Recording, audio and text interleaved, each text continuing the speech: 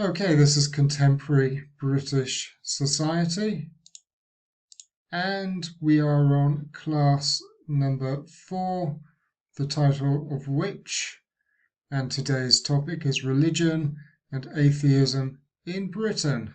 And the first slide, I have some questions which normally I would ask you in class just to see how many of you have some knowledge of the UK and I suppose the relationship of British people with religion.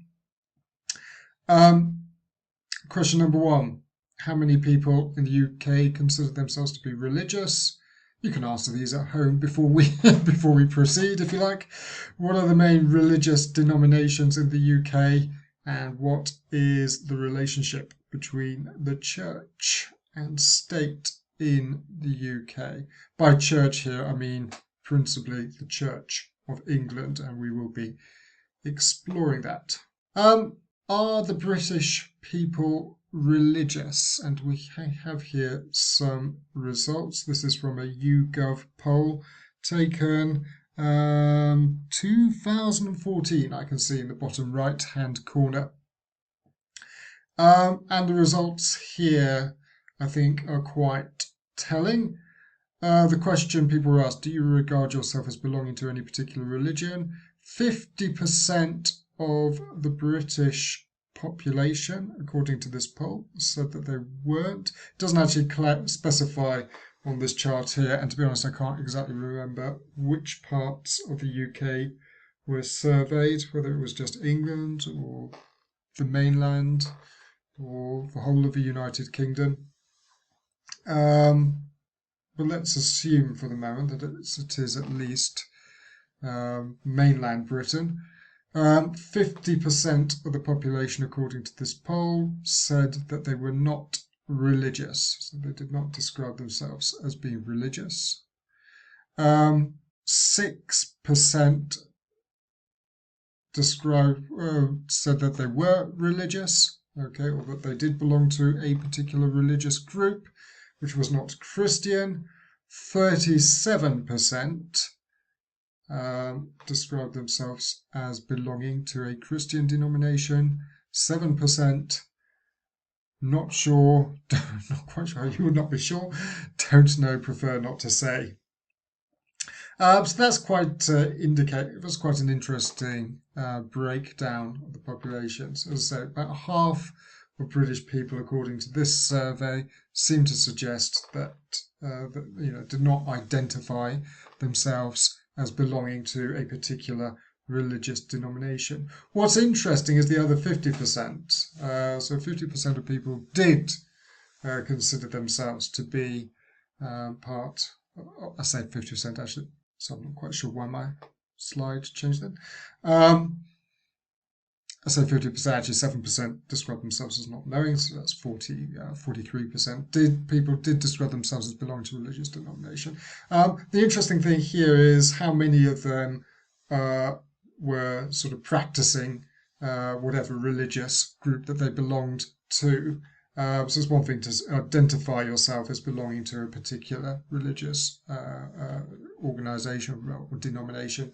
It's another to actually go to church every week or whatever. So the results at the bottom there say, I think, are quite indicative. 77% of British people describing themselves as not very or not at all religious. So that would encompass, some of the 43% who did identify themselves with a religious denomination. So that suggests even those who did say, yes, I'm a Christian or I am Jewish or whatever, were not necessarily particularly actively involved with the church that they said that they belonged to.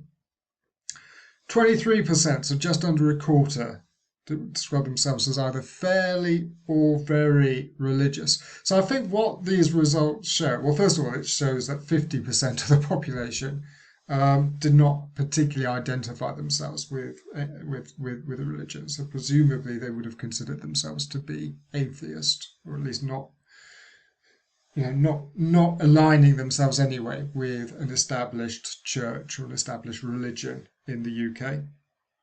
And I think that's indicative of the fact that the UK, especially in comparison with Poland, is a very secular country, in the sense that the church, in everyday life at least, we'll get on to the church's relationship with the state, but if you like, in day-to-day life, the church does not have a particularly strong influence. So, as I say, Britain, I think it's would be fair to describe it as fairly secular, perhaps even post-Christian. That is not to say, I mean, as I say, just under a quarter of British people, so we're talking, a substantial slice of the population would nonetheless describe themselves as being fairly religious. Obviously, that encompasses a fairly diverse group of religions. The other thing to bear in mind, of course, is that Britain is a multicultural society. So whereas Poland is sort of 99% sort of white Christian, at least in terms of sort of cultural associations, Britain, of course, is much more multicultural. So there are, a significant percentage of the population are part of other sort of religious denominations. Our second pie chart, this is the sort of graph. This is what we would, in English, what we would describe this graph, a pie chart, meaning a circular chart divided into particular divisions. So this isn't particularly clear, but hopefully you can make it out. This believe this was taken from the 2011 census. So people, writing on their forms, in the forms that they handed in, what particular religious group. Here, the result's slightly different.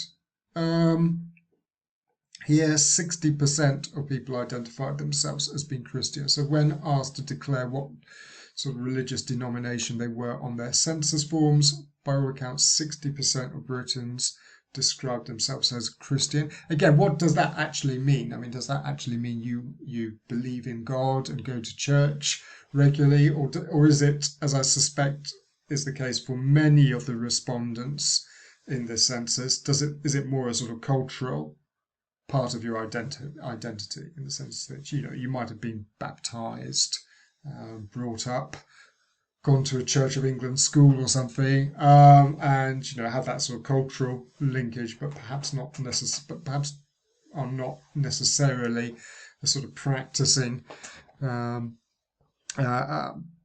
Christian, whether it's Church of England, Catholic, whatever it is. But anyway, nonetheless, 59% identified themselves as Christian, 25%, so in this case a quarter, said that they had no religion, 5% Muslim, 4% other, which obviously would include a wide variety of different faiths, Judaism, Hinduism, etc., etc., etc. 7% not stated, so 7% declined to actually answer this question. And a similar sort of headline taken from The Guardian. It doesn't have the date here, unfortunately, but not that long ago, last couple of years, I think. More than half the UK population has no religion, finds survey. And it goes on to say, British Social Attitude Survey shows generation gap on religious affiliation is widening, with only 3% of adults under 24 describing themselves as Anglican. So again, that attests to the fact that a significant percentage, again this time saying half again, half of British people basically saying that they don't have any kind of religious affiliation, and I think it's particularly striking here, only 3% of adults, so young adults adults under the age of 24, so presumably between the ages of 18 to 24, describing themselves as Anglican. And one of the things that we might come back to in a moment is describe, I suppose, the sort of state of the Church of England. I should say, when we talk about Anglican, we're talking about the Anglican Communion, which is the main religious denomination in the UK, or at least it was the main religious denomination within the UK. That would include the Church of England, the Church of Wales, the Church of Scotland, Church of Ireland, but also there's a sort of international communion as well. So it has churches in the United States, parts of Africa. Yeah, it's a sort of global. It is sort of global, but based in the UK. So the head of the Anglican Church is the Archbishop of Canterbury. That in a bit more detail in a moment. And in the next slide, we have a description from the British Council website. I think I took this off the site last year, which gives a sort of brief outline of life in Britain. And it says there, the UK's official religion is Christianity, and churches of all denominations can be found throughout the UK, such as Catholic, Protestant, Baptist, and Methodist. So these are the main Christian denominations. The main other religions are Islam, Hinduism, Sikhism, Judaism, and Buddhism. So again, as I said, Britain, multicultural society, London especially, and I have uploaded a little reading about London, religion in London onto the Teams app. But London, of course, is it's not just the most diverse city in the UK, but it's one of the most diverse cities in the world, with many, many different ethnic groups sort of rubbing shoulders with one another. And that means, of course, it is also, in religious terms, extremely diverse. So a lot of different, different centres of worship, a lot of different religious denominations within the city. Another set of statistics. This is from the British Office of National Statistics, which is always a good place to go if you want some raw data about aspects of life in Britain. According to this, and again, I believe I took this off its website last year, so talking 2019. There were 4 million fewer Christians in England and Wales in 2011 than in 2001. More than 33 million people identified as Christian in 2011, and this was 59% of the population at this time. However, the number of people identifying as Christian has declined since 2001, when there were around 37 million Christians, representing 72% of the population. And if you look at it in those terms, that is a very, very marked decline. To go from 72% of people in the UK identifying themselves as Christian down to 59%. That is a very sort of marked decline. And I think it sort of speaks to the fact that there is a sense that Christianity in Britain is a declining religion. That said, there are sort of differences between the various denominations. I think it would be fair to say that the Anglican Church in particular is suffering the most when it comes to this decline. But nonetheless, as I say, these statistics are, I think, pretty striking. And staying with the Office of National Statistics for a moment longer, the second largest religious group were Muslims. The number of people identifying as Muslim increased from 1.5 million, which was 3% of the population in 2001, to 2.7 million people, 4.8%. So again, quite a significant increase. So we're seeing a marked decline in Christianity, but a significant increase in the number of people who identify themselves as Muslims in the UK. Nonetheless, it's still less than 5% of the population, which is something that is worth bearing in mind. Sometimes you see news reports from other countries which gives the impression that Shia law is about to be declared in the UK. No, the Muslim population is still, in percentage terms, pretty small, albeit it is sort of growing quite quickly.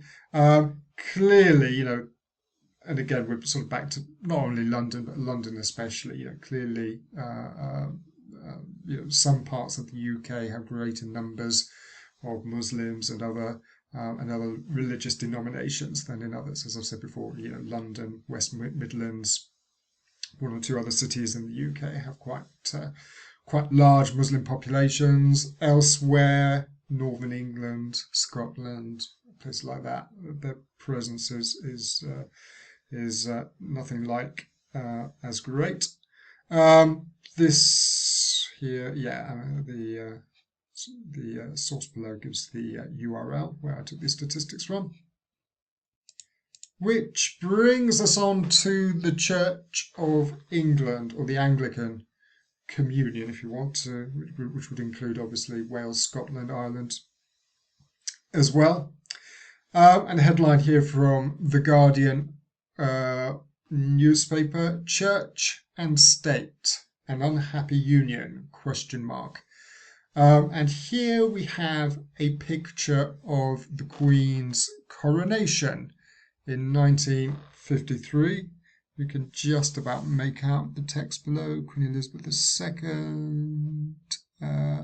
II. Being crowned in Westminster Abbey. Westminster Abbey is just right next door to the Houses of Parliament, if you ever visit London. It is one of the oldest churches in Britain. It was certainly around the time in existence, or part of it anyway, was in existence around the time of the Norman Conquest. So a very ancient church. It's been in London for probably around 1,000 years. At least bits of it have been. And yes, that is the site in which, it's actually the site in which a lot of national commemorations and celebrations take place. So with things like royal weddings, funerals, things like that. It is also the seat at which a new king or queen is crowned. As I say, the last one was in 1953, when Queen Elizabeth II was crowned.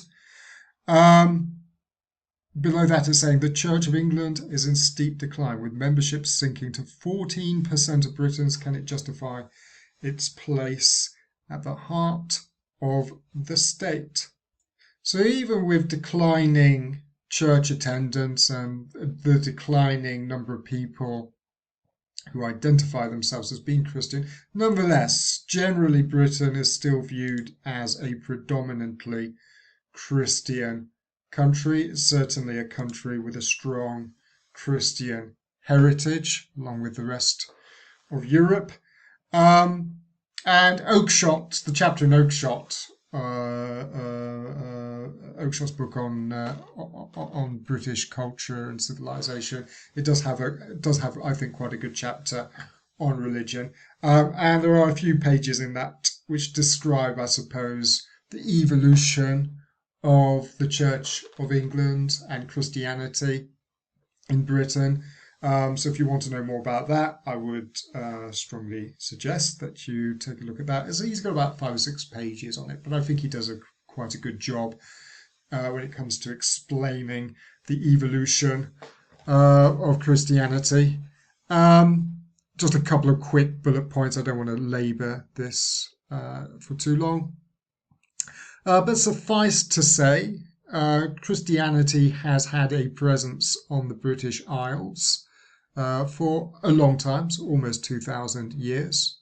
There has been some kind of a Christian presence in Britain, which basically means that, it wasn't that long after that, Christianity was came into existence that it's first started making its influence felt in Britain.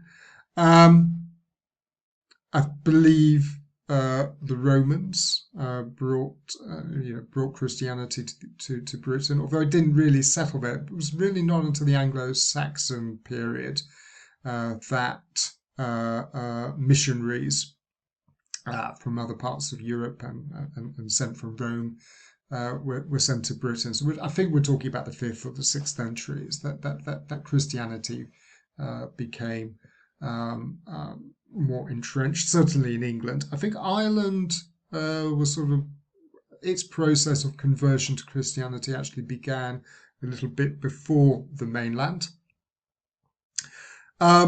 Today, second point there, Britain is considered to be Christian, home to many different faiths. Britain largely secular. So as I say, religion does not play a very big role in the lives of most British people. About 13% thought to attend a weekly service in 2013. I would imagine that has probably dropped slightly since then. I haven't got some up-to-date figures on that. However, whereas Christianity is declining, and as I say, especially the Church of England, some religious faiths are growing. So I said Oakeshott, I meant Oakland, his book. He sums it up there, saying it seems that religion still remains a factor in British life, whether as active adherence to specific denominations, in nominal identification with special faith groups, in personal beliefs in a general ethical or moral code of behaviour, in non-practicing belief, or as a background to the national culture on various representative levels. Formal adherence to religious faith is proportionately greater in Wales, Scotland, and particularly Northern Ireland than in England. I think that's certainly true, that if you like, in the regions, in the Celtic nations, religion does play a stronger life. That is especially true in Northern Ireland because of the religion is sort of a defining feature between the two communities there, Protestants and Catholics. So as I say, Romans first brought Christianity to Britain. Unclear how deeply entrenched it became. Obviously, before Christianity, there were plenty of pagan religions. We noted the establishment of Stonehenge, which was about 5000 BC. So there was religious life certainly in Britain before Christianity reached its shores. As I say there, some Irish kings converted to Christianity as early as around 300 AD. As I said earlier, about the 6th century, it's the Anglo-Saxons in Kent introduced Christianity. And yes, Kent and Canterbury especially is the sort of religious centre of Britain. So it's no accident that the head of the Church of England is the Archbishop of Canterbury, simply because that is where the first church was established. 664, the Synod of Whitby. A synod is a church meeting. Catholic worship and Catholic practice is accepted. And again, that's something else we need to bear in mind. For centuries, in fact, almost 1,000 years, Britain was a Catholic country, similar to Poland. And it's not until the 16th century, when this man came to the throne, that Britain basically breaks with Rome and becomes a Protestant country. Now, the Reformation, when it happens in the 16th century, is less to do with sort of theological disputes between Protestant or would-be Protestant clergy and the Catholic hierarchy. It's more to do actually with a sort of power struggle between the English king, Henry VIII, and the Pope, essentially. Henry became increasingly resentful, I suppose, of the influence that the church wielded in British life. As the first point that says there, in 1529, Henry basically asserts that he has sort of supreme authority. And increasingly, I suppose, sort of makes the distinction between secular political authority and religious authority, and essentially saying to the church that, I'm basically in charge of all secular matters. You deal with the spiritual side of things.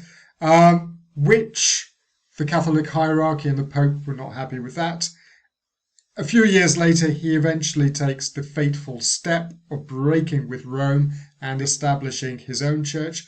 The prime reason, aside from his increasing disgruntlement with the influence of the church, but the prime reason was that, of course, as I'm sure many of you know, Henry wanted a divorce. His previous wife, Catherine of Aragon, had failed to provide him with a male heir. Henry had fallen in love with one of his courtiers, Anne Boleyn, and he asked the Pope for a divorce, which was then refused. And that was his primary motivation for breaking with Rome. He got his divorce, he married Anne, and of course came to a very unhappy end. And he established his own church, the Church of England. But the interesting thing is that Henry himself was no sort of extreme Protestant. In fact, the church itself, as it says there, remains largely Catholic in terms of its liturgy, in terms of the way it is organized. So it's almost as though the church is sort of relabeled, and obviously the Pope has no longer has any direct control over it. But in many other respects, the church stays the same. So Henry, to all intents and purposes, still a sort of believer, let's say, in Catholic practice. After Henry dies, eventually Queen Mary, there's a brief interlude when his son comes to the throne, but he doesn't last long. Eventually Queen Mary, who is a Catholic, accedes to the throne, attempts to restore Catholicism, but fails. After she passes from the scene, Queen Elizabeth I takes over, and she is strongly committed to the Protestant cause, and she basically strengthens the church. I suppose becomes significantly sort of more Protestant in its functioning, let's say, after she comes to the throne. And that has several significant consequences for the church, one of which is that the Bible is translated into English, and church services start to be given in the vernacular, meaning in English as opposed to Latin. Eventually, priests, who I suppose become known as vicars, are allowed to marry, which is obviously something that Catholic priests were not allowed to do. But despite the Reformation, there are still plenty of Catholics living in Britain, but they become a sort of minority group who are discriminated against. Eventually, some of them, of course, become involved. A small group, I should say, become involved in the Gunpowder Plot to blow up King James I when he comes to the throne at the beginning of the 17th century. But as I say, Catholics do become a sort of minority group who are increasingly, discriminated against. Protestantism itself also becomes divided. You have the Anglican Church, which is the established church and remains the established church. So it is actually part of the British state, and the King and today Elizabeth II, our current Queen, are heads of that particular church.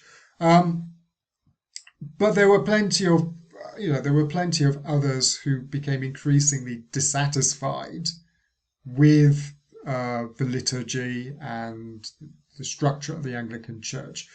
So there were more, let's say, extreme Protestants who were unhappy with the fact that in many of as we noted, in many respects, the Anglican Church was still pretty Catholic in the way that it did things. So you have what become known as dissenters, who break away from the Anglican Church and establish what we would refer to as non-conformist denominations. These include things like the Methodists and the Baptists. as the book notes, the Civil War also sort of reflects this religious divide in Protestantism, with Parliament being sort of dominated by uh, the Puritan religious identity, which was basically sort of nonconformist, and the royalist cause much more aligned with the Anglican Church and the king. After the Restoration, so you have a period where Oliver Cromwell becomes the Lord Protector. After the Restoration, though, late 17th century, restrictions were placed on minority faiths, primarily Catholics, but not just Catholics. Dissenters were also discriminated against. Not until the 19th century that most of these sort of restrictions are removed. So, as I say, England was not a particularly great place to be if you happen to be Catholic, or even from one of the smaller sort of Protestant religious sects or denominations. Okay, this brings us on to the Church of England today. A picture here of Gloucester Cathedral, which I suppose would be my local cathedral. I don't think I've ever been to a service inside the cathedral itself, although I've visited it many times. It does contain the remains of at least one English Edward II in the 14th century. But it's one of the larger British cathedrals. There are bigger ones. Salisbury has a very big cathedral. Obviously, you've got Canterbury Cathedral in Kent. York Cathedral is the other major religious centre. So you have the Archbishop of Canterbury, who's head of the church, but the second most senior position in the Anglican hierarchy is to be Bishop of York. But yes, so there are, throughout the major British cities, there are a number of quite impressive, let's say, cathedrals. A rather smaller place of worship. This is the local church in North Nibley, which is a village that I grew up in. And I would say it's a fairly sort of typical English village church. Again, quite old, as you can see. And yes, if almost, I say almost any English village, but many English villages would have a church very similar to this. Been around quite a long time. You can note it. You can see the stained glass window at the end. A belfry, meaning that's the tower in which the bells are located. And on a Sunday, the bells would ring, inviting people to come to church. So yeah, as I say, a fairly sort of typical Church of England church. And as I say, a couple of things to say about the Church of England. First of all, in terms of its organisation, as we've already noted, it basically grows out of the Catholic Church after the split occurs, and it retains many of the sort of structures of the Catholic Church. One of which is that it is episcopal. Basically, that means it has bishops, like the Catholic Church. And one of the rights that a bishop has is that they can sit, the most senior bishops anyway, I think there's about 12 or 14 of them. One of the rights that the most senior bishops have is that they are allowed to sit in the House of Lords. So the church does actually have representation in Parliament. And we see the photograph there. In the photograph here, we see the Archbishop of Canterbury a few years ago. I'm trying to remember his name now.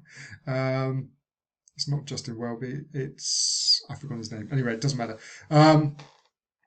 But yeah, it sort of reflects the fact that, as I say, that the senior hierarchy in the Anglican Church is, as I said, does have this sort of representation in Parliament. So there is this sort of clear link between the state itself and the church. So when we talk about an established church, it basically means that the church itself does have this very strong connection with the state. Having said that, the state does not actually financially support the church, or at least not much. I think there are a few sort of administrative positions within the church which do actually receive a contribution from state funds, but the salaries of priests or vicars or bishops, that is money that the church itself has, that comes from the pockets of the church itself. As we've already noted, the Archbishop of Canterbury is the sort of leads. So I say heads of it, but is the leading figure within the church itself. Although the head of the Church of England, so the nominal head of the Church of England, is the monarch, which is what I say here. So the monarch is the head of the church. Bishops are appointed by the monarch with consultation of the Prime Minister and Parliament. These days, actually, it is the Archbishop of Canterbury who would make a recommendation to the Queen, and these days any recommendation would almost certainly be accepted. So, yeah, technically the monarch still appoints the bishops, but it's largely, it's largely done in-house now. Not public, as I said, not publicly funded by the state. Archbishop of Canterbury leads the church. There is also a division between high church and low church. So high church you would describe as the more sort of Catholic end of the spectrum in terms of the Church of England. So the Mass, the liturgy, very, very similar to a service in the Catholic Church. The Low Church would describe as perhaps more Protestant, and it sort of reflects the sort of tension that's inside the church, really from the beginning. And there are some, there is variation within England, but broadly speaking, I would say, I'm not an expert on religious practice, but broadly speaking, I would say the Church of England tends to be more towards High Church. Church of Scotland, certainly, to some extent, the Church of Wales as well, probably more on the Low Church. And Church of Scotland, especially, though, it has a very sort of strong Presbyterian influence in it. So much more sort of Protestant, not dissimilar, the service, the way the church is organised. I believe, if I remember correctly, that the Scottish Church is not Episcopalian, so there aren't bishops in the Church of Scotland. So the Church of Scotland much closer in resembling the sort of Lutheran churches, which you can find on the continent, northern Germany, places like that. 2014. This is taken from the textbook, I think. Weekly attendance in the Church of England was estimated to be about 800,000, which, in a population of over 60 million, isn't that many. Again, yeah, I mean, you compare British church attendance with Polish church attendance, and the difference is quite marked. Again, another key difference between the Anglican Church now and the Catholic Church was that since 1994, women have been allowed to become vicars, so they've been allowed to become part of the clergy. That said, there are divisions that exist within the wider Anglican communion, which is the third point there. Not, as I say, the Anglican communion is a sort of international grouping, and I think it's fair to say there are churches in other parts of the world, or parts of the communion outside the British Isles, which are much more kind of conservative. There's been a big debate, for example, over same-sex marriage, with, I think, the Church of England tending to sort of favour it, but other churches, particularly in Africa, much more sort of hostile to this idea. much of its membership drawn from middle and upper classes. In fact, for a long time, the aristocracy had a very strong connection with the church. If you're an aristocratic family, one of your sons might go on to become a member of parliament and part of the governing class, but another son might probably go into the Church of England in the expectation that one day they would become a bishop. And yeah, it has also, the Conservative Party has very sort of strong ties with the Church of England. Obviously unofficial ties, but nonetheless, there's a strong overlap. Whereas the Liberal and Labour parties historically have had much stronger kind of connections with the sort of non-conformist Christian denominations. So, in the case of the Liberal Party, especially, a lot of Liberal Baptists and Methodists. So yeah, quite a strong association with the Conservative Party. Nonetheless, over the years, the bishops and other senior figures in the church hierarchy have actually been willing to speak about political and social issues. Obviously, not in a partisan way, so not favouring one party or the other, but more just highlighting problems in society. Margaret Thatcher, who was Conservative Prime Minister in the 1980s, she found herself a couple of times on the receiving end of quite critical reports coming out of the Church of England about the state of society, education, things like that.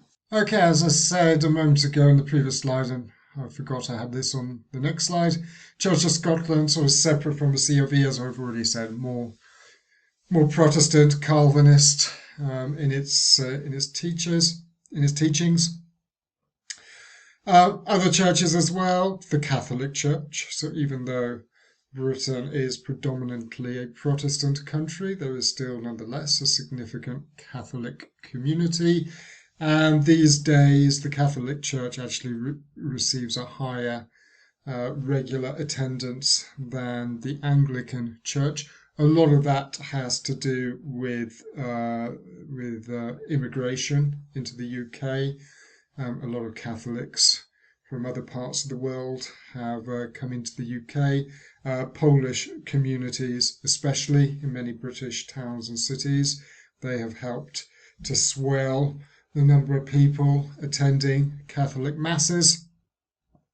Free churches, then, like we mentioned, so these are other Protestant denominations, like the Methodists, the Baptists. They, as it says there, they also have a role when it comes to religious life in Britain.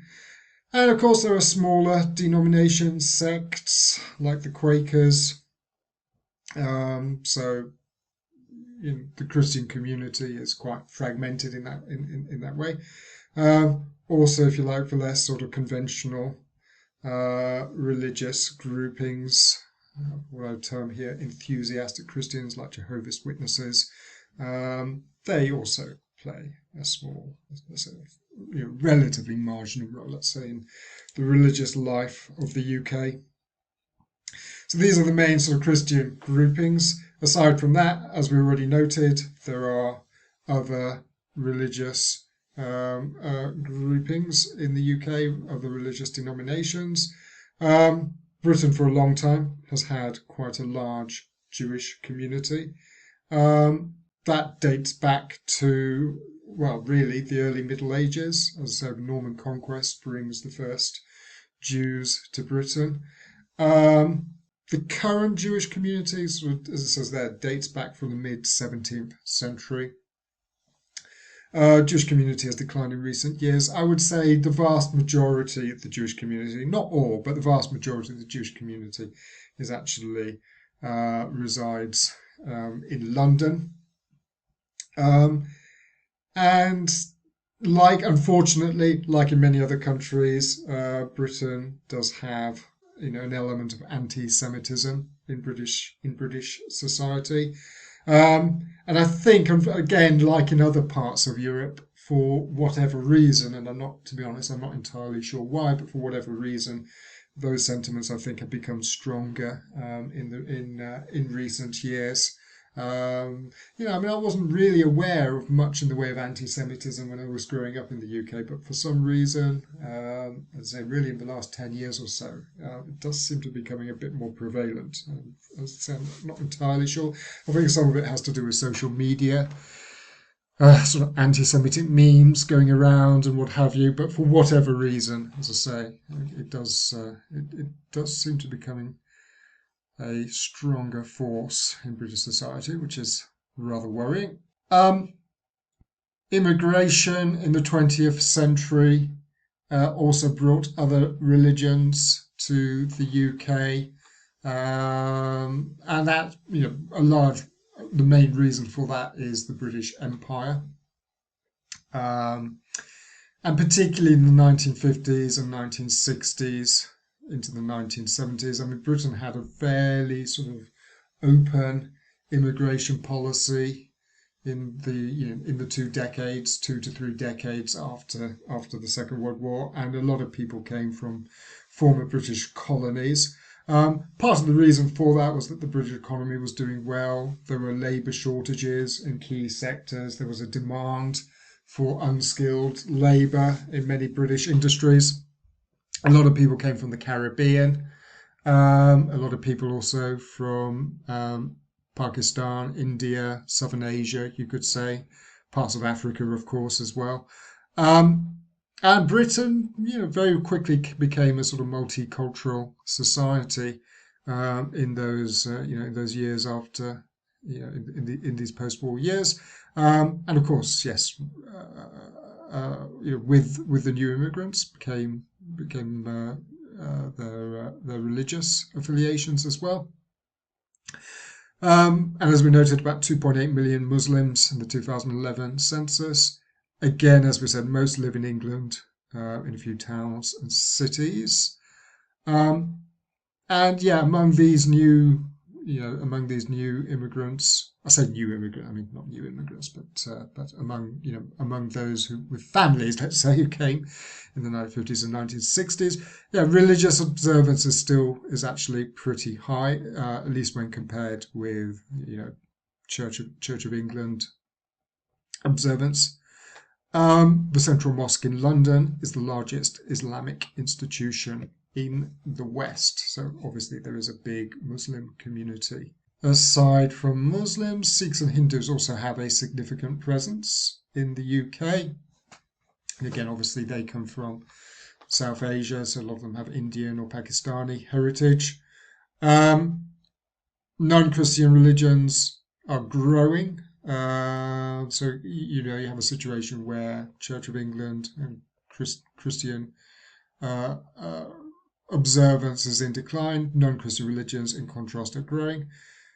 About 40% of the population, according to this, are nominally Christian. Again, it's not entirely clear, what Christian necessarily means. Is that just a cultural identification, or is it something deeper than that, or is it both?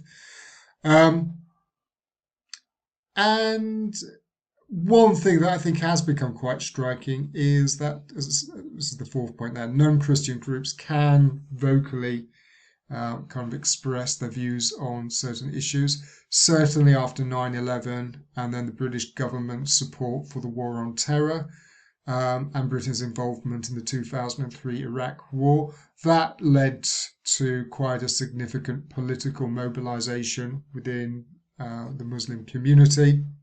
There's a lot of strong Muslim opposition to the British government's involvement in the war on terror. Equally, of course, there have been concerns expressed that there are elements within the Muslim community who have become radicalized, who went on to support Al-Qaeda, more recently the Islamic State. Quite a few, but some British Muslims have certainly found their way into Syria to participate in the war there, things like that. So there are certainly elements within the Muslim population in the UK which do cause concern for Britain's security services and the police and things like that. Recent years has also seen some interfaith dialogue, particularly within the kind of Christian community. So there are several bodies in Britain which are seeking to promote a greater degree of Christian unity. One example, I think the textbook mentions this, the World Council of Churches. There is also sort of interfaith dialogue as well. So, I mean, obviously, the World Council of Churches, we would describe that as a sort of ecumenical organization. Ecumenical meaning wanting to bring different Christian denominations together. And especially, I suppose, the idea that the Catholic Church and the Anglican Church should be more tightly integrated. In fact, in the kind of 1980s, there was some sort of dialogue going on between the Church of England and the Catholic Church to see perhaps if the sort of breach between the two could be narrowed, if not removed altogether. I think the Church of England's decision to allow women vicars, women clergy, that to some extent perhaps deepened the sort of schism between the two sides. Also, I think the Church of England's perhaps greater tolerance to the idea of same-sex marriage, that is also something that, until recently at least, has been a sort of problem between the two sides. Having said that, Pope Francis has indicated that recently that he has, I'm not sure if he's come out in complete support for the idea of same-sex marriage, but certainly some kind of some sort of recognition of same-sex partnerships. So maybe that is an area that will become less problematic between the two sides in the years to come. Then the Council of Christians and Jews.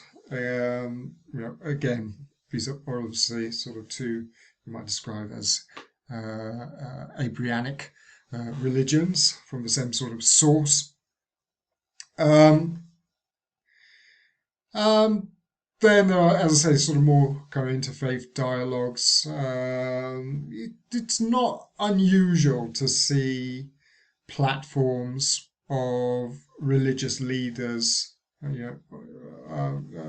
coming together to talk about specific issues. It's not that unusual to see the chief rabbi with the Archbishop of Canterbury and senior British Muslim.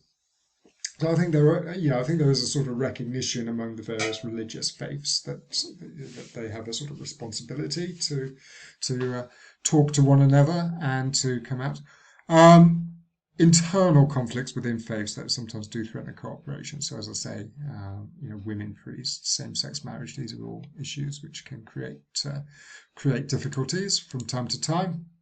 One thing that's worth noting, and perhaps is not fully appreciated by people outside Britain, I think most people, certainly I suspect most Polish people sort of suspect Britain to be very, very secular and maybe almost anti-religious. But one striking thing is that religious education, RE, is actually compulsory in English and Welsh schools.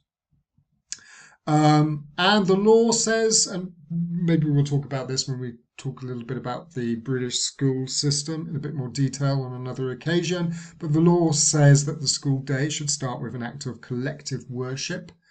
So if you go to a Church of England school, and certainly a lot of primary schools in the UK, and quite a lot of secondary schools as well, our Church of England. In fact, I attended. I think all my schools during my childhood were Church of England schools. You would expect to start the day with an assembly and a prayer and what have you. Religious lessons should be mainly or wholly Christian in character, the law says. Although that said, I think schools in cities which have large Muslim populations, which may be sort of majority Muslim, I'm not sure that would necessarily apply there. Which is why I say in the fourth point, looking at that, looking at the PowerPoint, in practice, how much religion in schools depends on your locality. So, if you are in a multi-faith community, perhaps a large Muslim, large Hindu population, then the character of of the religious education would be rather different. That said, I mean, in terms of religious education, I mean, I certainly remember it certainly wasn't all just Christianity. I mean, I remember learning about the Jewish faith and Hinduism and what have you as well. So there is certainly a sort of multicultural aspect to religious teaching in British schools. Recent years, governments have sought to promote faith schools. Certainly, Tony Blair was an enthusiastic believer in sort of church-based or church-affiliated schools. So not just Church of England schools, but there might actually be schools connected with the Islamic faith or what have you. Blair himself quite unusual as a politician for being quite an actively practicing Christian. He he was. I'm not quite sure what his original denomination was, but I suspect he was a sort of Anglican. He was brought up in Anglican. He married Sherry Blair, who was from Liverpool and Catholic, and there is a big Catholic community in Liverpool. And while he was Prime Minister from '97 to 2007, Blair continued to be practicing Anglican, but he did from time to time, in fact, actually, I think quite regularly, attend Catholic services with his wife. And after he left office, he actually did convert to Catholicism. I think one of the reasons why he didn't before, or whilst he was Prime Minister, was that it would have been, I think, constitutionally, it would have raised some interesting questions because, as we've noted, the Church of England does have a very strong connection with the state, and the government and Parliament does have a role in how the church is managed, and we noted, the Prime Minister, in consultation with the Archbishop of Canterbury and the Crown, does have a say in when it comes to what bishops are chosen. So it would have been constitutionally, I think, quite problematic for Blair to have been a practicing Catholic while Prime Minister. On the other hand, had it happened, they would almost certainly have had to find a way to reconcile with that, because sooner or later there probably will be a Catholic Prime Minister in Britain. So yeah, as I say, that I think the Blair case is quite interesting in terms of not just his own sort of religious his own religious journey, but also the sort of constitutional implications that this sort of had for the British government. This slide raises the question that we've already really touched upon. Is it still meaningful to describe Britain as a Christian country, given that the vast majority of the population do not regularly attend church services? On the other hand, again, it depends on how you define who is or who is not a Christian. Is it simply a matter of going to church, or is it a kind of cultural identity? So, as I say, 60% of people describe themselves as Christian in the census. 2013, I'm not sure, I can't remember what BSA, I think it's British Social Attitudes survey,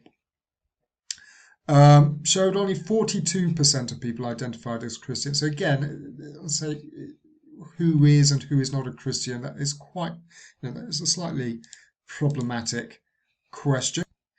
And as the slide here sort of indicates, the first point, lack of church attendance doesn't necessarily reflect lack of spiritual belief. So, I would imagine a lot of people who don't necessarily attend church would nonetheless perhaps say that they do believe in God or do have some sort of spiritual aspect to their lives. Another thing to mention, point number 2, alternative belief structures, such as Druidism, strangely enough, are also becoming quite popular. So even if you don't define yourself as Christian, does not necessarily mean that there isn't a spiritual aspect to your lives. So not all people are, let's say, dyed-in-the-wool atheists. it says there, polls, I think, again, I've taken this from the text, but polls suggest that Britons are more individualistic in their beliefs. Um, yeah, I mean, I think the decline in church attendance, I mean, aside from what that says about Britain's religious practices, it does sort of raise questions, if you like, about a weakening of community. The fact that, the fact that people, I suppose, the way people are leading their lives now is more individualistic. I mean, aside from the religious aspects of going to church, it was also a time for communities to sort of come together, for neighbours to meet, and some kind of shared sense of uh, of kind of collective worship was I think quite important when it comes to kind of holding communities together. So you could argue that this is something that Britain has now lost. Um, Religious issues often discussed in the media. That's true. I mean, if you look at the Guardian website, which I've taken an article from today, I mean, there is a whole section devoted to religion. So even if people aren't going to church as much as they used to, there's certainly still quite a lot of debate about religion and about the role of the church and things like that. And indeed, there is a podcast which I will send you a link to, which will talks about the role of the Church of England today, given the fact that church attendance is declining.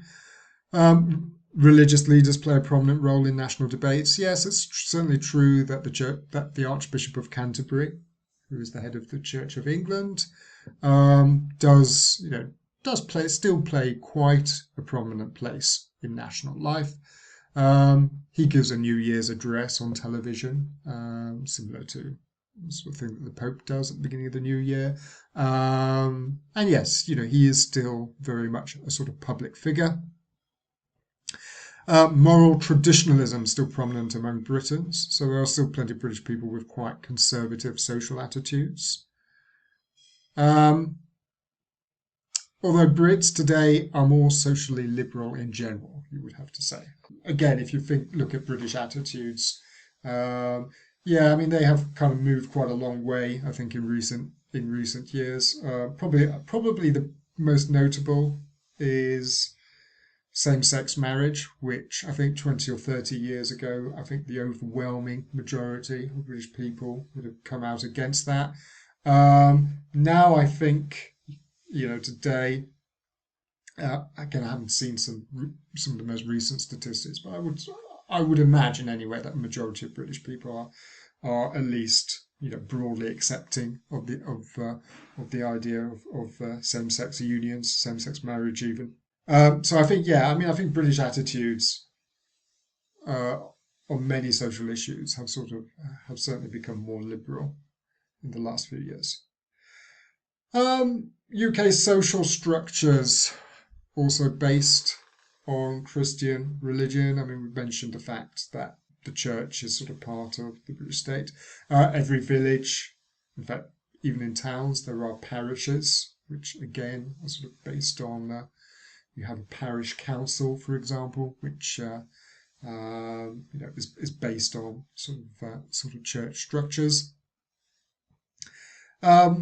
In general, though, I mean, the concluding point is that church still, the Church of England, the established church, still does actually play a fairly prominent role in national life. But you do have this paradox that the church is quite prominent, but fewer and fewer people are actually going to church services. And that sort of raises the question, is this situation actually going to be sustainable? As I say, it's sort of unclear, I suppose, exactly how that is actually going to. Which brings me on to this sort of podcast, which I mentioned a moment ago, which I will send you a link to. It's from a BBC radio documentary analysis. Last rites for the Church of England? ? Last rites. The last rites are what you give to somebody. It's what a priest, I should say, gives to somebody just before they die. The idea is the Church of England now on its deathbed. 3 questions there. And as I say, I will send you a link to the podcast, which part of the podcast you need to listen to answer these questions. Okay, and I will leave it at that.